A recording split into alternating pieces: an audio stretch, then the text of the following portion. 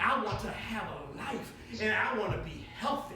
And then all of a sudden, in 1 year passed, 2. So he comes back to the same doctor 5 years later, and the doctor's floored. He looks at him and said, what happened to you? He said, and he got on the scale. He says, you lost 250 pounds. How did you do it? He said, because once you said the word that my life was in jeopardy, something in me started churning and saying that I can do this, I can make it, I got to do something. Because you got to understand is that it took that, not your treatment plans, not your medicine, that I'm here to tell you right now that God has something in you and me. And no matter how much the weight of life is against you, how much you don't feel like God is for you, I'm here to tell you that he sees you. He sees overcoming you. And he's spoken the word. He says, come unto me, all you that labor heavy, and I will give you what? Rest. Take my yoke upon me and what? Learn of me. Then my yoke will be easy and my burdens will be light. So I want you to understand no matter what you feel tonight, no matter how you feel, that it's in you. He sees you as an overcomer. He sees you as his child. And he's not going to hold nothing from you. The only person that holds it from you is you yourself. And you got to understand is that because he's in you, then you got to understand that whatever the world has to offer, you can take it, you can make it. Amen. Amen. And all you got to do is, if you know what he sees in you, then you better work it. Oh, can I go? Can I say, tell him that you better work it? You better work it. You his child. They can't do nothing that God doesn't take care of. Amen? They can't say nothing that God hasn't taken care of. Even though you're wrong, you're right, you are his child. He says that you have an overcoming spirit. You know why you're still in here? Because he says, I put it in you and I see it in you to overcome. No matter what the lens the people may say about you, or say to you, or say that you don't have, you're not, and you ain't going to make it, it's in you. Say, it's in me. He sees me. I'm his child. And something, I don't care how bad it gets, I can feel good about myself because I'm on the right road now. And I fixed it up with my Jesus a long time ago. Tell me it's in me. It's in me. It's in me. Because I believe that Jesus done it all for me. Amen. And that part of him that's in me is greater than the world. Amen. Great as he was in me, that he was in the world. Honey, I'm going to leave you like this. That everything about overcoming, I want you to understand. I didn't read it to you, but it's in Revelations. At the end. Have you, look it up. Anytime he speaks of Revelation, it's at the end. Let me prove it to you. Because I got to see it. It's Revelations. Revelations is in here. You don't understand this. It's Revelations 2:26. I got to read this to you so you understand what this is really all about. Revelation 2:26, he says, and to everyone who overcomes, who is the very end that keeps on doing the things that please me, I will give you the power over the nations, and you will rule over them that scatter like an iron, like as my Father gave me authority to rule them, they will be shattered. Like the pot of clay broken into many pieces. At the end, no, you don't understand. You don't believe me on this? Revelations 2:26. Revelations, turn to Revelations 21:9. It comes back again. You won't see this anywhere else but the end. And this is going to lead me to my last point. Revelations 21:9. It says this. It says that then the 7 angels who have emptied the flasks are continuing in the last plagues came and says, come with me and I will show you a bride and the Lamb's wife. In other words, I want you to understand is that if you overcome, you will see the end. And if you are an overcomer, some things that you have to overcome and you got to take, you got to understand it's just preparing you to be a ruler at the end. Oh, can I break this down? In wrestling, who watches pro wrestling? I watch it. I'm a WWE fan. I'm a Rock fan. Dwayne Johnson. Can you smell what the Rock is cooking? Oh my God, you can beat that with a bat. And that's the greatest thing, The Undertaker and Cage and all of them. I used to really, I don't watch it anymore. I guess I kind of grew up a little bit. But I want to let you know something. That when you watch WWE, and I'm talking about greatest he that's in me, that's in the world, and I'm talking about WWE right now. I showed you that overcoming is at the end. It's not really doing, but it's at the end of things. Do you know that they go back in the room, and there's a script, and in that script, it tells them who's going to win the fight, and how they got to get there, and what they got to do to make it happen. And you got to understand that when they walk in the ring, they know who already won. It's entertainment. And you got to understand that if they know who's going to win at the end, they just got to learn how to get there to overcome everything to get to the end. They got to take the chairs in the back. They got to take the body slams. They got to take all the stuff to get to the end. I'm here to tell you right now that if you got to say what God sees in you, he sees it now because he sees you when it's all over with. He sees you now because he sees that you took it. You can handle it. You went through it. You believe that I'm in you and you are a little child. You're from me. And there's nothing that he wrote in the script. It's so many times what we got to do. He says, pray when it gets tough without ceasing. If you just overcome, you're going to get to the end. He says, and you know what? He says, and when you're in the ring of life and it seems like it's just too much, just forget about what you're going through. I've already told you you won. I've already given you the victory. I want you to understand that I will bless the Lord at all times. Oh, you got to read the script and understand that you have already won in the end because you are his child. That's how he sees you. He sees you with victory. Say, I am victory. I am victory. Because it's the God in you. It's the God in me. You may be not feeling it, but that's all right.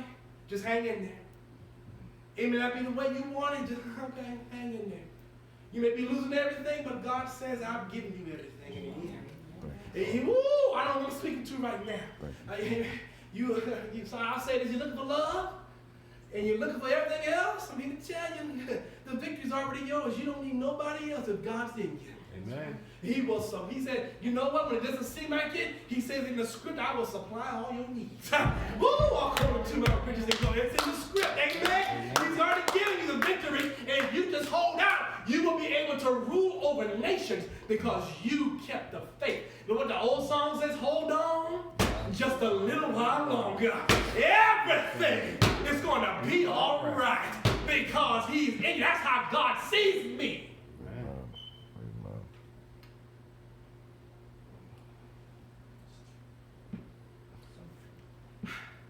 If we are victorious,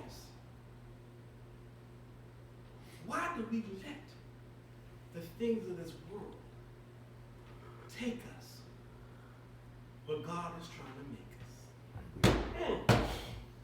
Oh, that just came to my head. So what? You ain't making it. The victory is already given to you. So what? It ain't going the way you want it to go. If you just keep going God's way, he says, I will get the glory out your life. So what? I've seen some people that had traumatic endings in life and suffered like nobody else. And I want you to know is that it's not the present sufferings is not compared to the pleasures of eternity. Because you be victorious if you just hold on.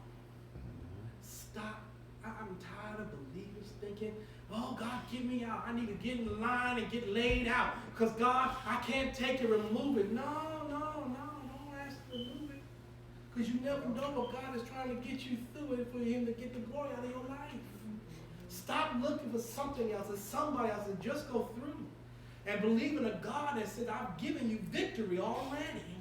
And I want you to understand that as greater is he that's in me, that's in the world. So stop thinking like the world, thinking you can get greater in me. Woo!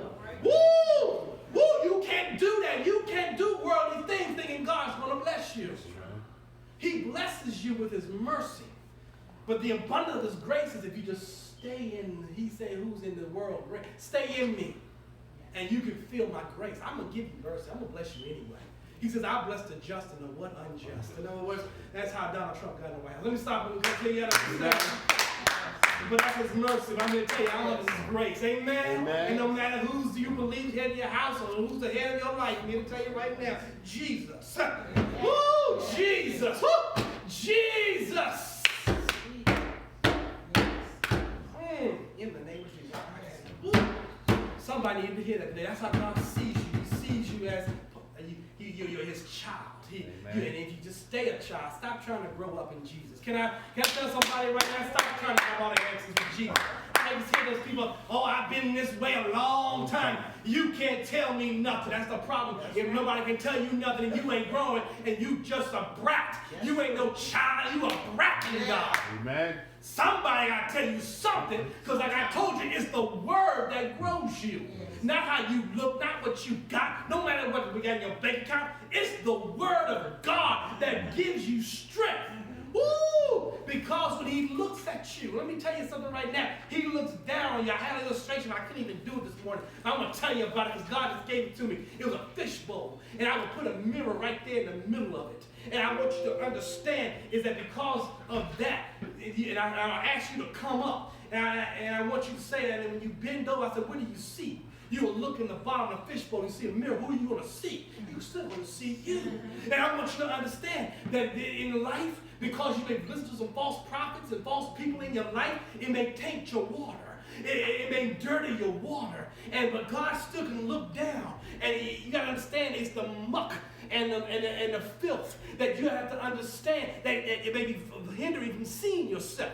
But I want you to understand that even though that happens, if you believe in the one, like, can I talk about this? If you believe in the one that did it for you, and how God looks at you, he says, I can't see them because they got too much stuff around them, and they're acting bad, and they're acting dirty. Hell, my God, they're acting dirty. They just not where they should be, and they're walking dirty, they're talking dirty. But my mirror's still in there, amen? My image is still in there. They say they accepted me, and it only takes maybe one drop of bleach, one drop of soap that my wife said put blowing in that dirty water, and what ends up happening, it clears up the whole water, and you still can see yourself. But I'm going to tell you, that's what God looks at us, and that's why you got to believe in the physical presence of Jesus, because when Jesus shed his blood on Calvary, and that blood began to leak from his side, you understand that what can wash away my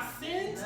Nothing but the blood of Jesus. So you got to understand that when he looks at you, he sees, oh, it may be dirty, but oh, when they start believing in him, they get the blood, and now I can see myself. I see me in them. Greater is he that's in me that's in the world. I look good. Oh, I look good. I look good. Because it's in you.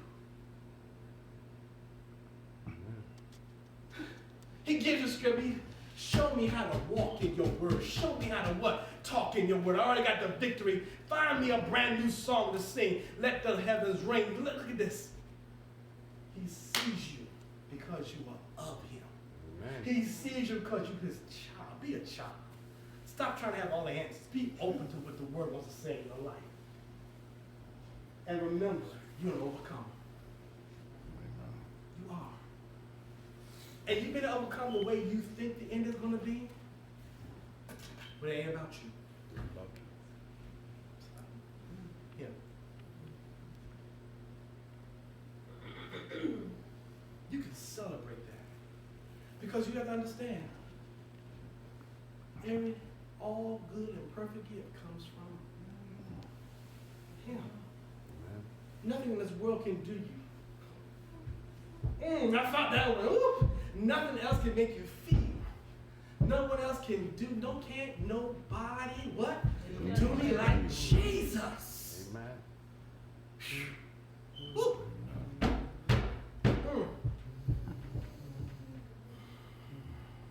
That's how God sees me. In my faults and my wrongs.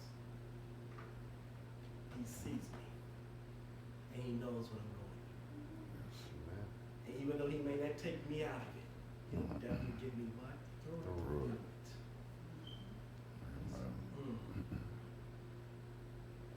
I know Amen. Amen.